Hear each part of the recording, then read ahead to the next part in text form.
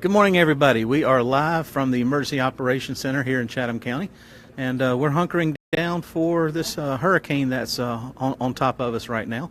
And we're going to walk you through the Emergency Operations Center and let you see what some of the people in here are doing. We're going to come over here to our planning section. This is Kate Busby. She's our planning section chief. Kate, can you give us a little bit of information about what planning's doing? Sure. We are going through our current objectives for the day. We are making sure that we maintain situational awareness, and with that, it's kind of power outages, damages to trees and power lines, any hot spots for flooding. So we're looking at that throughout the day and going down our list of current objectives and making sure that by the end of the day we've addressed all of those and have some kind of resolution to at least most of those. So planning is the brains of the Emergency Operations Center. We want to make sure that all of the planning is done here, the future planning, and also the situation recording. Over here to my left, we have our operations section, and this is our operations section chief, Randall Matthews. Randall, how's operations going?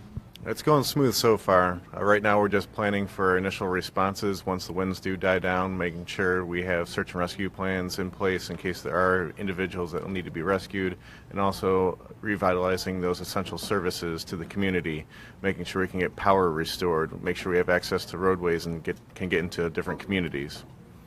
So in operations, they handle all of the police, fire, EMS, public works, so they are actually the heart of the EOC. Over here to my right, we have our logistics section, and this is Justin Pratt, our logistics section chief. Can you tell us a little bit about what's going on in logistics?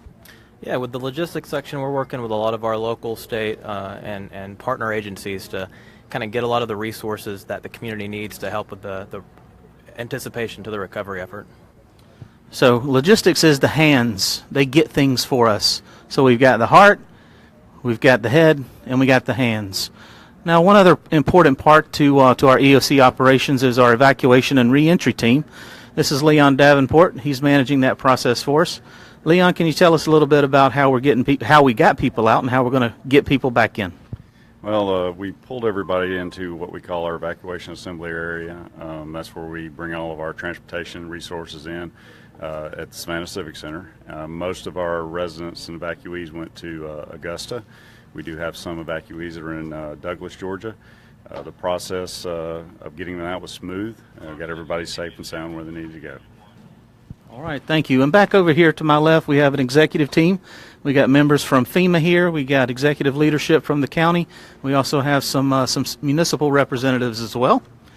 And as we pass through this corridor, over here to my left is our public information section. Everything that goes out through social media, through press conferences, everything that they put out and they prep me on is done in that group.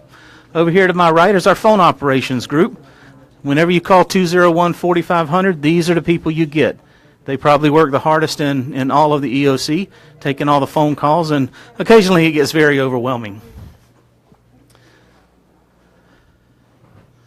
So we're here to answer any questions that you may have.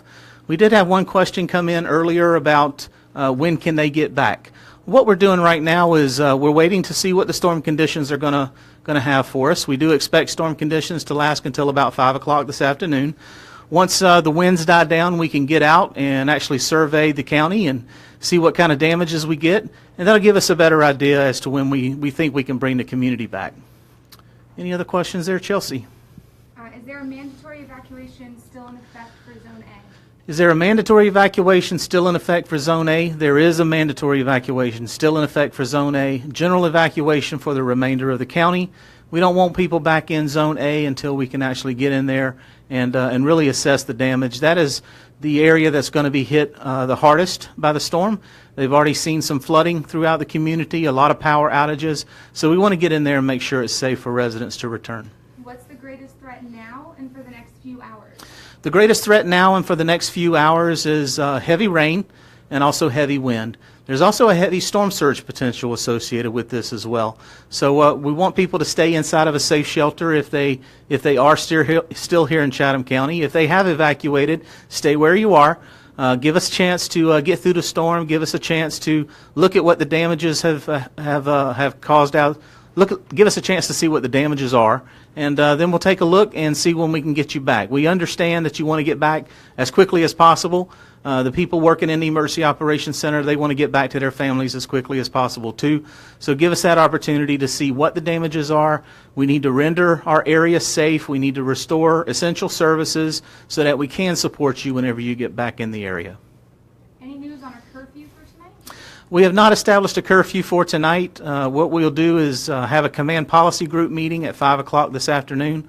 We'll look at the conditions that the storm has caused throughout the area, and the command policy group will make determinations about any reentry restrictions and also any curfews that we need to put into place for tonight. Let's see. How do you report damages for downed power lines and flooding of roads? If you do see damages out in the area, down power lines, flooded bridges, flooded roadways, you can report those in a variety of different ways. You can post them to the CEMA's Facebook page.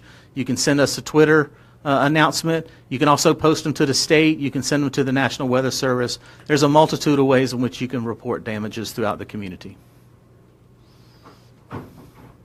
Have a few more coming in here. What is the timeline for evaluation of situation and announcements of return? Yeah, as I mentioned earlier, the evaluation for the storm, we are anticipating storm conditions through 5 p.m. So once the winds start dying down, we'll be able to get our emergency response crews back out into the field. They can start taking a look at what kind of damages we have throughout the community. We'll know a lot more then about anticipated times for getting people back. Any more questions coming in there? Just a few they're looking over. We do have a pretty aggressive public education campaign that's taking place. You can follow us on Twitter. Of course, follow us on Facebook. We're pushing stuff out on a regular basis. And we encourage you just to follow the local media. If you are in a home, if you are in the area, just stay inside, stay in a safe shelter. Make sure that you and your family have all the necessities you need. Stay away from candles. We encourage you to use either flashlights or power strip. The aluminum strips, but we don't encourage you to have candles. So just make sure that you're doing everything safe for your family. When's our next press conference? We have another press conference that is scheduled. We're going to do another Facebook Live later on this afternoon at 2 o'clock. So if you would like to send in questions between now and then, we can certainly take a look at those. But our next Facebook Live opportunity will be at 2 o'clock. A few more questions coming in there. That's all the questions that I really see at this point. Okay, well, that's all the questions we have. Hope this has been an opportunity for you to take a look inside the Emergency Operations Center. It is running 24 hours a day, and right now we're going to keep running 24 hours a day until the threat subsides and we can get out there and see what the impacts to the community are. Live from the EOC, this is Dennis Jones, CEMA Director.